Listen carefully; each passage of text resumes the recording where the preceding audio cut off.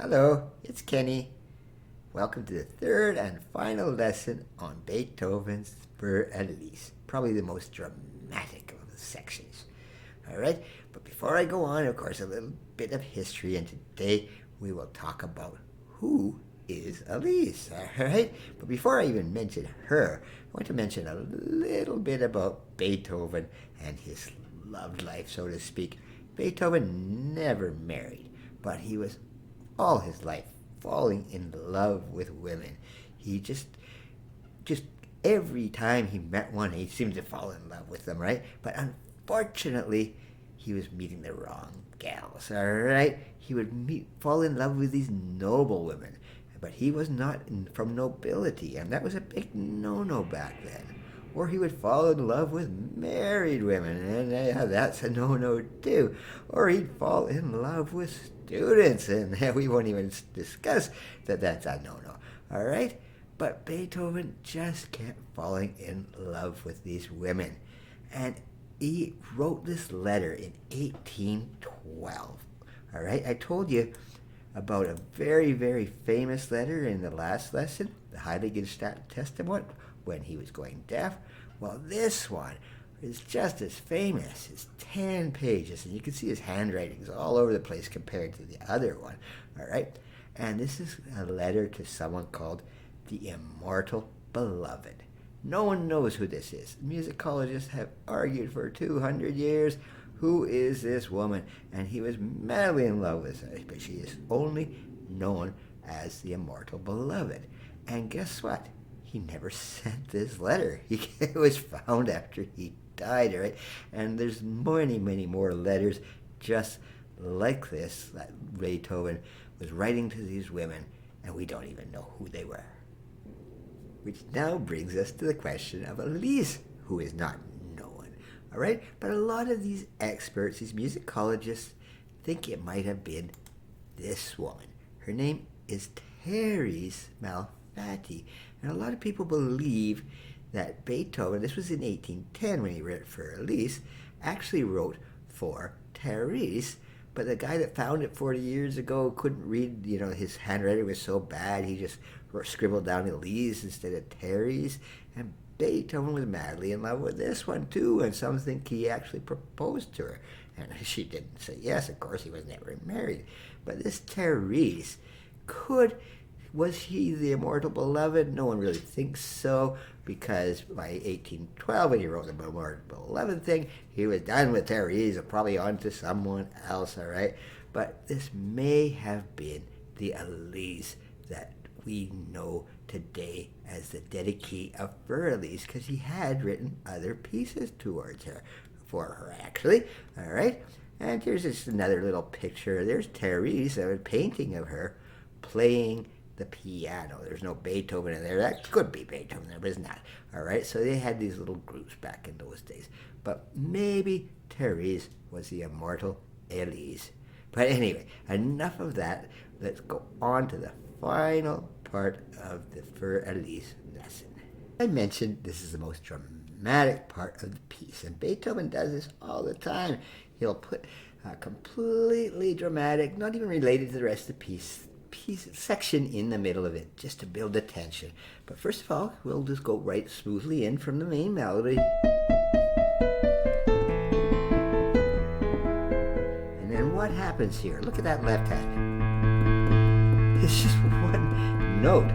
All right, that's what's known as an ostinato, a repeating bass. Okay, it doesn't have to be the same note. It could be more famously as in Jaws. Just an ostinato. It just means a repetition. But Beethoven makes it even more dramatic here with this chord. What's that? Oh, it sounds almost horrible with that A in there, but it just brings in the tension, all right? That's a diminished chord on top of an A.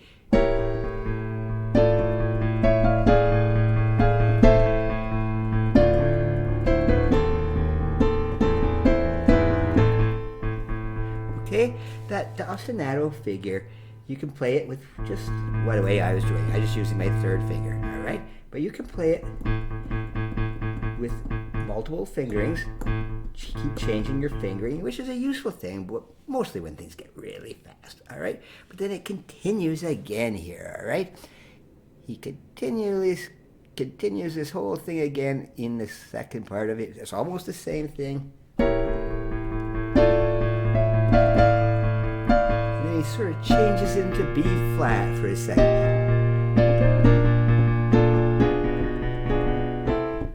It doesn't really change into B flat. It just makes it more tense, all right? And then it starts going crazy again. Now, what does Beethoven go and do? He puts a bunch of arpeggios in there.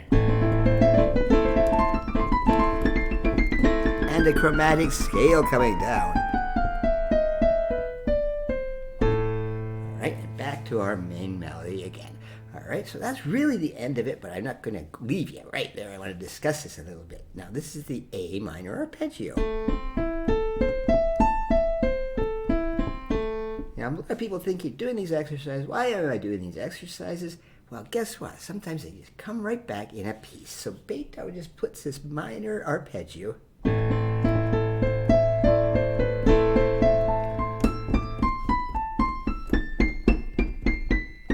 Okay, it's not quite an arpeggio. An arpeggio would come going up, but he can change it a bit.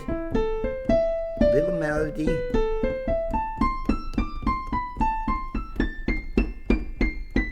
And then, what else does he do here? Have you been practicing your chromatic scales?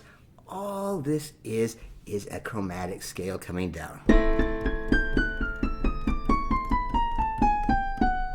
Into the melody. It's quite brilliant, really, all right? And all of these are in triplets, as you can see, all right? Each one of these little threes, that's not fingering, all right? The fingering's up here on the top usually, all right? Right there. These trees are saying they're in triplets, all right? So remember with the chromatic scale, all it is using the first and usually the first and the second finger, but usually the first and the third. All right, keep your third on the black notes and you shouldn't go wrong on those chromatic scales. Now, just as a slight reminder, I've taught this before, just in case you're wondering what this is all about here, this 8 here, that just means play it an octave higher. It's just a musical shorthand, so you don't have way too many notes way too high and way too many staff notes. It would be way up here. All right, so instead of this being here, just put it up an octave. Okay, after that, you come down here and you finish off the chromatic scale and right into the melody.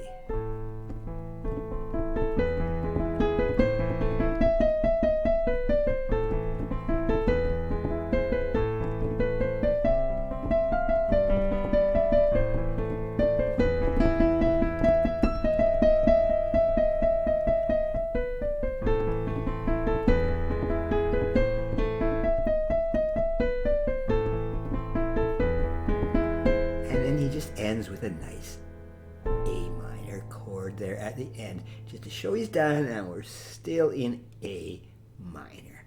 And that is the end of the lessons on Fur Elise.